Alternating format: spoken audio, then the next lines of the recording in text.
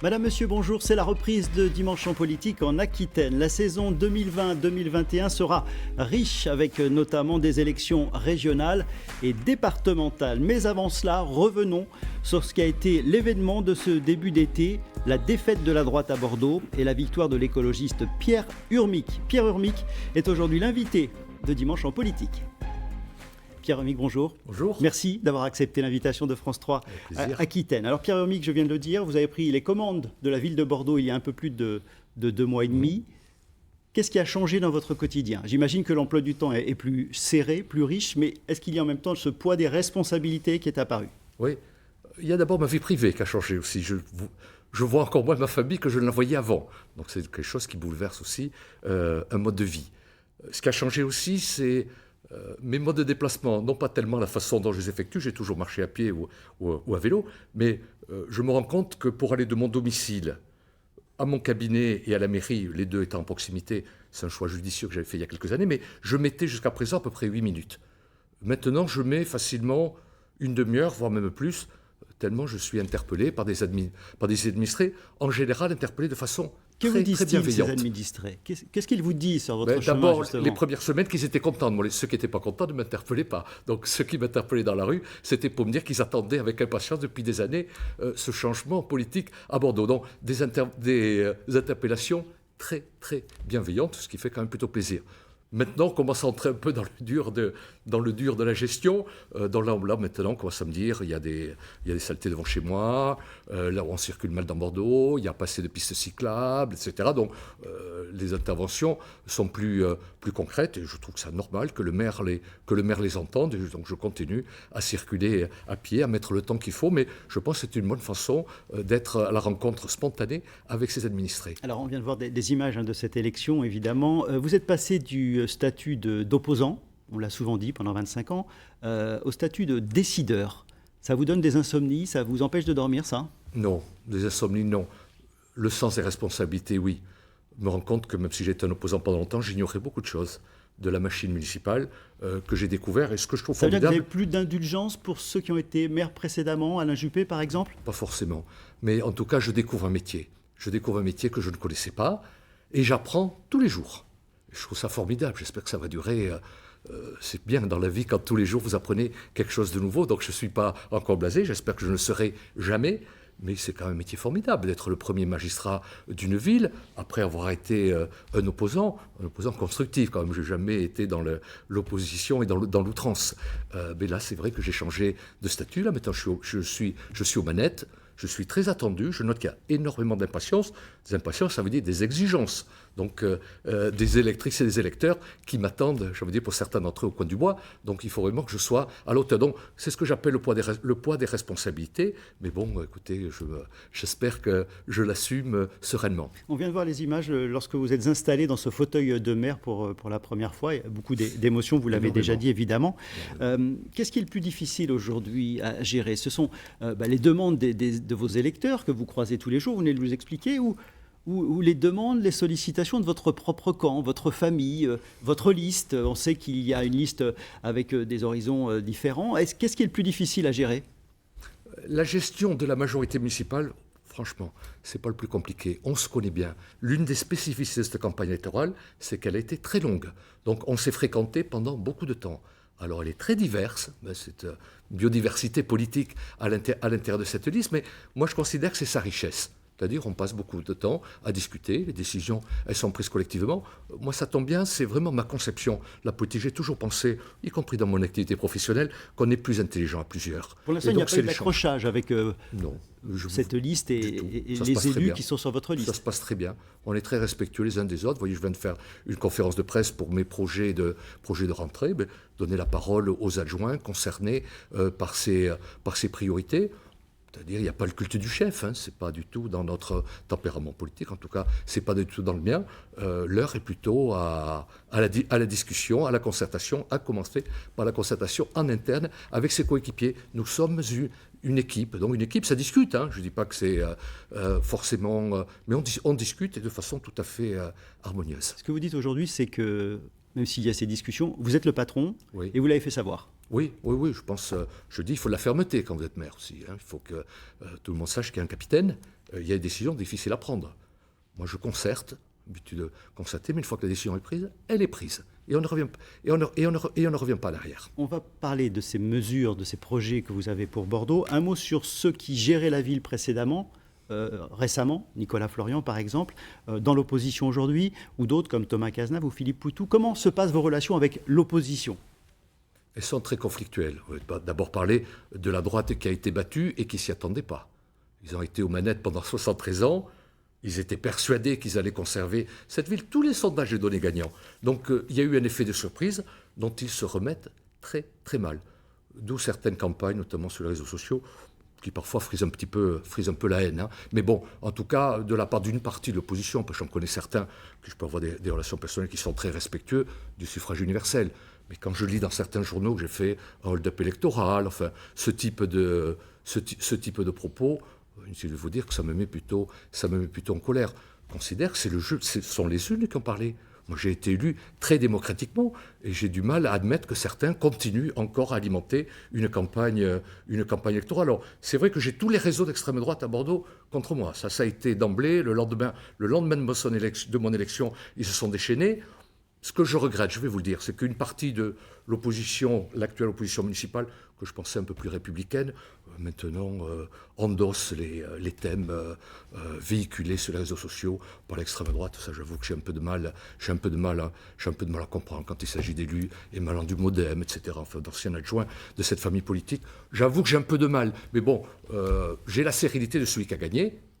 Je ne me gêne pas de leur rappeler, parce que certains continuent à avoir l'arrogance qu'ils avaient quand ils étaient au pouvoir. Je pense par exemple, Nicolas Florian, quand il m'apostrophe au conseil municipal, il m'apostrophe encore comme s'il était le maire. Je lui dis non, écoutez, les choses ont changé. L'arrogance, c'était le monde d'hier. Aujourd'hui, vous me parlez peut-être avec plus d'humilité. Alors voilà pour ce début d'émission qui permet de comprendre où vous en êtes aujourd'hui après avoir pris les commandes de cette ville depuis 2 mois et demi, je le disais. L'actualité, c'est évidemment le Covid. Le coronavirus était là avant votre arrivée en tant que maire de Bordeaux, mais l'épidémie est toujours là aujourd'hui. Comment gérez-vous cette situation et notamment à Bordeaux? Est-ce que la situation vous inquiète aujourd'hui? On sait que les chiffres sont inquiétants. Oui, elle me préoccupe énormément. Depuis le début, alors vous avez raison, c'est un dossier qui s'est invité en ce début de mandature. Je n'avais pas prévu qu'il y aurait, cette personne avait prévu qu'il y aurait une telle recrudescence de l'épidémie, notamment en Gironde, qui est un département particulièrement concerné, et à Bordeaux. Donc le poids des responsabilités dont vous parliez, ça a été de répondre à cette crise sanitaire. Je l'ai fait en concertation avec la préfecture, avec les autorités médicales, c'est-à-dire l'Agence régionale de la santé, avec des responsables du CHU, on se met autour d'une table et on discute. Le politique n'a pas la science infuse, le politique doit écouter, et toutes les décisions qui ont été prises jusqu'à présent à Bordeaux, notamment le port du masque dans l'hypercentre de Bordeaux, c'est des décisions qui ont été prises en concertation, la préfecture et les autorités médicales locales. Je suis un maire à l'écoute, qui ne sait pas tout, et qui, pour résoudre cette crise sanitaire, est obligé de concerter et d'entendre ce que disent les professionnels de la santé sur son territoire. Cette épidémie a quelles conséquences aujourd'hui sur Bordeaux et sur la vie à Bordeaux? Ça a rendu la ville très contraignante. Et j'ai conscience du fait que les mesures qu'on a été amené à prendre et celles qu'on va prendre demain sont liberticides. C'est dur pour un maire de commencer par des mesures liberticides. Mais je considère qu'on a tous le devoir, non seulement peut-être de se protéger, mais surtout de protéger les autres. Donc il faut le faire avec un certain nombre de règles. Je sais qu'il y a un débat sur le port du masque, mais je vois en tout cas la communauté médicale bordelaise est unanime pour dire, mais pour le moment, c'est un remède qui nous paraît performant. Et donc moi j'ai tendance à écouter. Vous invitez à sanctionner, les policiers municipaux sont invités à sanctionner les personnes qui ne portent pas le masque dans Bordeaux? Oui, mais on le fait avec beaucoup de modération et voilà, voir si vraiment il y a des gens qui peuvent l'oublier, qui l'ont à la poche, etc. Moi je pense que dans la période que l'on vit, il faut surtout faire œuvre de pédagogie. Il faut sensibiliser les gens, il faut faire de la pédagogie. Je ne crois pas à la répression à tout crin, y compris dans ces périodes compliquées. À ce stade, et vous venez parler du port du masque obligatoire à Bordeaux, mais faut-il aller plus loin? On l'a dit, l'épidémie se développe, le département de la Gironde est particulièrement concerné. Quelles sont les mesures que vous préconisez aujourd'hui? Je pense qu'il faut beaucoup de vigilance sur tous les clusters que l'on peut rencontrer en ville. Il y a des clusters privés, des réunions qualifiées d'appartements où des gens se retrouvent encore à 30 ou 40 dans des appartements pour des fêtes de famille ou des anniversaires. On ne peut pas contrôler, mais je pense qu'il faut alerter les gens en leur disant arrêtez ces regroupements, y compris chez vous. Après, ce qui est plus facile à contrôler, c'est les regroupements sur les terrasses de café, dans les salles de restaurant, pour vraiment faire en sorte que la distanciation physique, c'est le meilleur moyen qu'on a trouvé pour éviter la propagation du virus, pour que la distanciation physique, que les barrières physiques soient respectées. Ça, c'est notre rôle. Vous envisagez de prendre des mesures dans ce domaine ? Alors, pour le moment, on n'a pas encore pris des mesures dans ce domaine-là. On avance, vous savez, un peu crescendo. Si on se rend compte que les mesures que l'on a prises jusqu'à présent sont insuffisantes, je pense qu'il ne faudra pas hésiter à prendre des mesures, hélas, plus coercitives. Mais là, on fait beaucoup de prévention. Moi, en tant que maire, j'écris au syndicat de l'hôtellerie, aux professionnels, en leur disant, écoutez, on compte sur vous pour que vous fassiez vous-même la police sur votre terrasse, dans votre salle de restaurant, pour pas que nous soyons amenés à prendre des décisions qui seraient trop pénalisantes pour votre activité économique. On parle des masques, forcément, on parle des tests également. La ville de Bordeaux est-elle suffisamment armée pour gérer les tests en nombre, sachant qu'il y a une demande très, très importante ? C'est le même problème que dans toutes les villes de France. Je pense qu'il y a toute une réflexion actuellement on aura peut-être du nouveau rapidement, mais sur les tests. Est-ce qu'il faut que se dirigent vers les tests les personnes qui sont les plus concernées, ou est-ce qu'il faut continuer à faire des tests un peu tous azimuts ? Je pense que toutes les villes sont concernées actuellement par l'afflux. Peut-être qu'il va falloir trouver des mesures pour réguler un peu tout cela, oui. L'épidémie a un impact extrêmement fort sur l'économie, évidemment, alors pas uniquement à Bordeaux. Les commerçants de Bordeaux sont très impactés. Une étude de la CCI montre qu'un commerce sur 3 est en grande difficulté. Bon, j'imagine que vous avez pris conscience de cette situation. Vous échangez avec les commerçants. Qu'est-ce qu'ils vous disent ? Oui, alors j'échange avec les commerçants, souvent, et surtout, ce qu'ils veulent, c'est du concret. Alors moi, la décision que j'ai prise assez rapidement, c'est de monter ce que nous appelons une cellule de réponse à la crise subie par les petites entreprises, c'est-à-dire les entreprises de moins de 10 salariés. Nous avons créé cette cellule d'aide aux petites entreprises bordelaises. Nous avons le premier comité de pilotage de cette cellule qui va avoir lieu la semaine prochaine, où je réunis autour de la table tous les partenaires concernés, c'est-à-dire bien sûr la CCI, mais aussi le syndicat type CPME, MEDEF, également les partenaires économiques habituels, le Pôle emploi bien entendu, pour que nous ayons ensemble une réponse collective et concertée. Je me suis beaucoup plaint pendant la campagne de la politique des guichets, en disant le développement économique, il y a 36 000 guichets, on ne sait jamais à quel guichet il faut s'adresser, c'est le conseil régional, ou la mairie, ou la métropole, etc. Moi, j'ai souhaité qu'il y ait un guichet unique, que tous les partenaires politiques et les partenaires professionnels se mettent autour de la même table pour arriver à définir ensemble une politique de simplification. Ce qui nous est beaucoup demandé, c'est arrêter le maquis des aides, arrêter de multiplier les aides ici ou là, ayez un souci de simplification. Moi, c'est vraiment le souci de cette cellule d'aide aux petites entreprises que nous sommes en train de monter et qui va démarrer, je vous dis, la semaine prochaine. Je reviens sur les commerçants de Bordeaux, entre l'épidémie, Covid, le mouvement des Gilets jaunes, les problématiques de stationnement. Dans quel état est, selon vous, d'après vos informations, dans quel état est le petit commerce du centre de Bordeaux ? Très, très fragilisé. Enfin, il est tendance à penser qu'il ne se remettra pas non plus d'une nouvelle période. Si on doit durcir et si on doit revenir en confinement, je pense qu'on n'y arrivera pas. Mais je pense qu'il est dans un état de fragilité inouï. Et le rôle des collectivités, mais de toutes les collectivités, c'est de les aider à passer ce moment difficile. Ce qu'ils veulent beaucoup, c'est un accompagnement aussi technique, administratif, financier. Je pense que c'est tout ça qu'il faut mettre sur la table et que nous soyons réactifs pour les aider. Une ville sans commerce, ça serait d'une tristesse inouïe. Une ville sans restaurant, une ville sans terrasse de café. Enfin, il faut bien qu'on se mette en tête. C'est aussi ce ne sont pas que les activités commerciales, c'est aussi le patrimoine d'une ville. Donc il est le devoir des autorités de les aider à passer ce cap difficile. Alors un autre dossier brûlant depuis votre prise de fonction, la recrudescence à Bordeaux d'actes de violence, notamment avec armes. Alors ça existait avant, ça s'accélère et de toute façon vous êtes confronté à cette situation aujourd'hui que vous devez gérer en tant que maire de Bordeaux. Tout d'abord, comment expliquez-vous cette violence ? À quoi est-elle due ? Alors, je parle des agressions qui ont lieu quasiment tous les jours cet été, des agressions extrêmement difficiles avec couteau ou pire. Oui, alors deux choses. D'abord, il n'y a pas que la ville de Bordeaux qui est concernée. C'est un mouvement qui dure depuis un an, qui s'est accéléré au moment de la sortie du confinement. Le confinement, les gens n'ont pas pu exercer ce type d'activité, donc ils se rattrapent après. Donc, ça fait un an que ça dure à Bordeaux. Et la deuxième observation, c'est que Bordeaux s'est un peu banalisé. Nous avions la chance d'avoir une ville de Bordeaux qui, sur le terrain de la délinquance, était plutôt paisible. Et là, on se rend compte que nous nous sommes banalisés, nous avons un taux de délinquance qui n'est pas encore légal de villes, y compris de villes voisines comme Toulouse, mais un taux de délinquance qui devient c'est très le constat, préoccupant. mais d'où vient cette violence, cette délinquance? Elle est dans la société, elle n'est pas bordelaise. Elle n'est pas bordelaise. Pour ça que la réponse, ça ne sera pas que bordelaise. Moi, j'en appelle, et depuis le début, j'en appelle aussi au service de l'État, en disant la police nationale est entre les mains de l'État. Donc, je suis aussi dans le... j'ai souci d'être un maire concret, pragmatique. J'imagine que là, les électeurs que vous croisez le matin lorsque vous allez travailler, là, ils doivent vous parler de cette situation. Il y a une inquiétude. Oui. Il y a une inquiétude pour sortir dans Bordeaux aujourd'hui, pas simplement la nuit. Dans certains quartiers, c'est quelque chose de très préoccupant. Oui, il y a une insécurité. Et on attend du maire qu'il apporte des réponses. Même si je le dis, ce n'est pas le maire tout seul qui va apporter les réponses. Quand on me dit que fait la police, je dis écoutez, moi je peux vous parler de la police municipale, c'est-à-dire d'une bonne centaine d'agents qui dépendent du maire. Mais vous avez l'insécurité, elle dépend essentiellement, enfin même exclusivement, de la police nationale, laquelle je n'ai pas la main. Moi j'ai voulu donner l'exemple. Dès que j'ai été élu maire, avec mon adjoint à la sécurité, nous avons eu le souci de dire aux effectifs de la police municipale: vous devez être dans les quartiers, vous devez être visible, vous devez faire de l'îlotage. La grande erreur qu'on a commise quand même dans ce pays il y a quelques années, ça a été de supprimer la police de proximité, de supprimer la politique d'îlotage. On a voulu remplacer ça par des caméras de vidéosurveillance. On se rend compte que ce n'est pas comme ça qu'on traite les problèmes d'insécurité. Il faut, moi je l'ai dit pendant la campagne, ça ne m'est pas reproché, mais je le redis aussi, aujourd'hui, il faut plus de bleus dans les rues. C'est-à-dire, il faut plus de policiers en tenue dans les rues. Les policiers municipaux, je peux vous dire, ils sont présents dans la rue. Ils sont souvent les premiers présents quand il y a des actes de délinquance. Ce sont eux qui sont les plus présents parce qu'ils sont à proximité.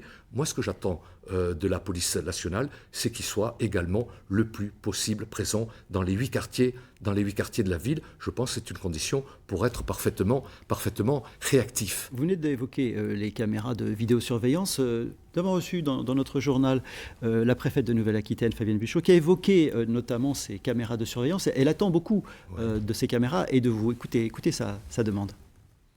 Des caméras doivent être installées, j'aimerais bien qu'elles le soient. Elles permettent de la prévention. Combien ?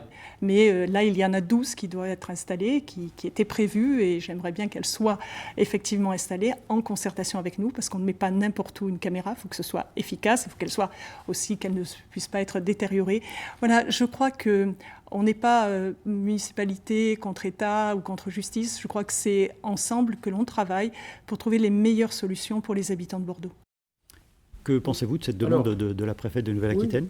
Vous êtes en accord avec elle? Je suis en tout cas très attaché au principe de la continuité républicaine. Les engagements qui avaient été pris, ce n'est pas sur 12 caméras, c'était sur 16 par l'ancienne municipalité. Les coups sont partis, des engagements ont été pris.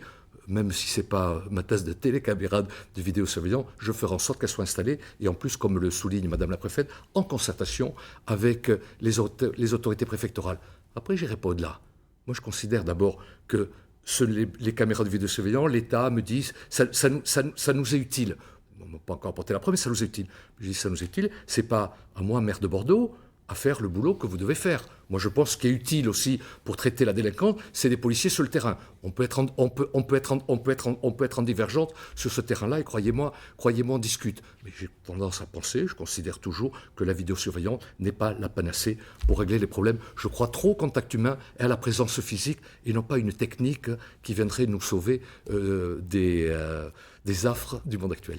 Il y a beaucoup de sujets à aborder en cette rentrée avec vous, quelques thématiques qui vont peut-être permettre d'avoir des réponses assez courtes, mais pour y voir clair. Tout d'abord, concernant les voitures, envisagez-vous à court terme d'envisager l'accès des voitures dans le centre-ville de Bordeaux? Non, contrairement à ce qui a été dit, là aussi j'ai été caricaturé d'une manière à laquelle je ne m'attendais pas. J'ai simplement dit que l'évolution de toutes les villes de France va vers une diminution de la place de la voiture en ville. On ne peut pas supporter d'avoir des villes polluées. On ne peut pas continuer à supporter avoir des villes encombrées par un trafic automobile. J'utilise souvent l'exemple qui consiste à dire qu'actuellement, 70% de l'espace urbain de la voirie est consacré au trafic automobile, alors que dans une ville comme Bordeaux, le trafic automobile ne représente que 29% des déplacements. Je ne suis pas contre, je suis pour l'équilibre. Je pense qu'il faut laisser aux Bordelais le choix. Beaucoup de Bordelais me disent « Moi, je suis prêt à abandonner la voiture à condition que vous me donniez des solutions alternatives, vélo, marche à pied un peu plus conviviale, transport collectif. Donc je crois qu'avant d'interdire la voiture, il faut que nous, politiques, nous offrions des solutions alternatives. Je ne suis pas pour l'interdiction, je suis pour l'équilibre. Mais cet équilibre suppose que la place de la voiture en ville soit très sérieusement diminuée. C'est aussi un souci de justice vis-à-vis des autres modes de locomotion urbains, tout aussi respectables que la voiture. Vous avez un dossier également très important à Bordeaux et au niveau de la métropole, c'est le logement. Alors sur un point très précis, certains vous reprochent d'avoir tenu des propos pendant la campagne qui ne sont pas forcément respectés pour l'instant. Vous allez me dire, ça fait que 2 mois que vous êtes aux affaires. Notamment Philippe Barre, c'est le fondateur de Darwin, qui explique que concernant la ZAC Bastille-Nielles notamment, les propos que vous avez pu tenir en campagne, aujourd'hui vous ne les en tous les cas, vous ne les tenez plus de la même manière. Écoutez, Philippe Barre, on écoute ensuite votre réponse. Philippe Barre. Aujourd'hui, nous attendons des solutions, des actes et des réponses précises. Pour ce qui concerne par exemple le sujet de Darwin au milieu de la ZAC Bastille-Nielles, nous n'avons eu aucune réponse. Or, l'élu à l'urbanisme a dit hier à Darwin tout est réglé. C'est faux. Pierre Hermic, pourquoi vos engagements pendant la campagne et même pendant toutes les années d'opposition, pourquoi ces engagements ne sont plus à l'ordre du jour aujourd'hui? Pourquoi vous ne concertez plus les collectifs qui vous ont soutenu, que vous avez soutenu, qui partagent les idées pour lesquelles vous avez été élu? Pierre, mais comment est-ce que vous réagissez à la question posée par Philippe Barre? Je connais bien Philippe Barre. Je regrette que je lui ai dit qu'il soit dans la polémique. Le problème de Darwin continue à me préoccuper autant qu'il me préoccupait quand j'étais en opposition et pendant la campagne électorale. Ce qu'il faut qu'il comprenne, c'est que Darwin, vous l'a rappelé, fait partie d'une ZAC qu'on appelle Bastille-Nielles et que les problèmes, il faut les régler à l'intérieur de la ZAC. Moi, j'ai donné des instructions très rapidement aux opérateurs de la ZAC Bastille-Nielles en disant il faut revoir la copie. Il faut revoir la copie. Les équilibres tels que vous nous les présentez aujourd'hui correspondaient aux souhaits de l'ancienne majorité. Ce n'est pas du tout ce que nous avons prôné pendant la campagne électorale. Donc nous vous demandons d'avoir une ZAC plus équilibrée dans laquelle Darwin aura sa place. Vous avez la capacité de revoir la copie, justement. Oui, vous avez cette capacité-là. Il y a un opérateur que nous avons déjà rencontré en lui disant il faut vraiment. Darwin fait partie de cette opération d'urbanisme. Je vois beaucoup d'impatience, et je le comprends, beaucoup d'impatience de la part de... Philippe Barre aimerait qu'on fasse en 2 mois ce que nos prédécesseurs n'ont pas fait, j'allais dire, pendant 25 ans.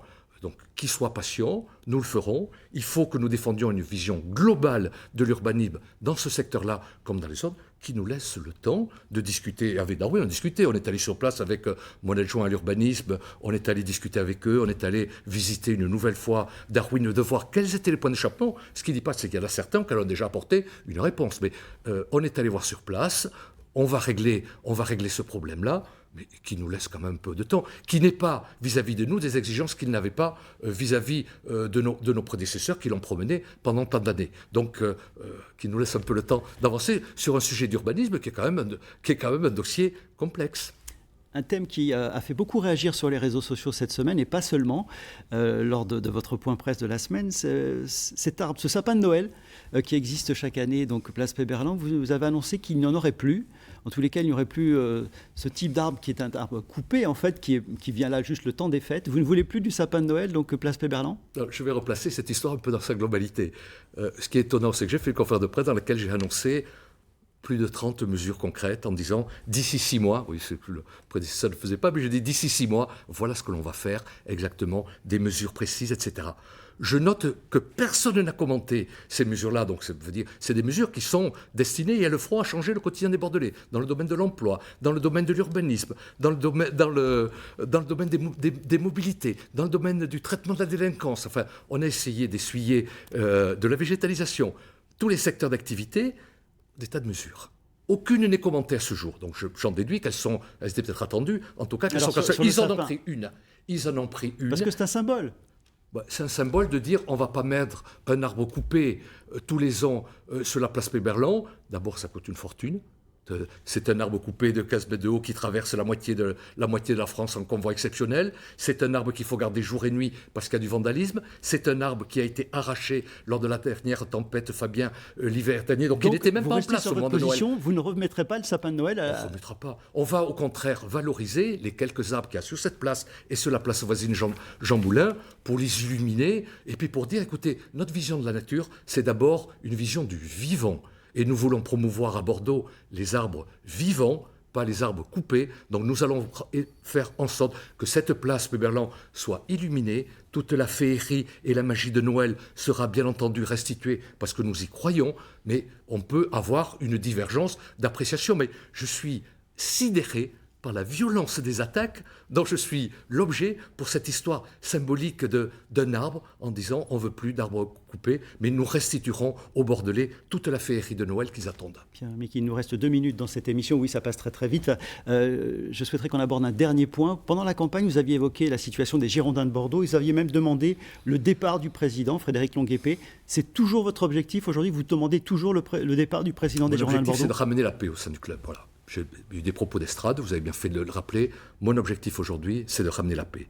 J'ai pu plusieurs visioconférences avec le grand patron des Girondins, qui est M. Herman, qui est basé à New York.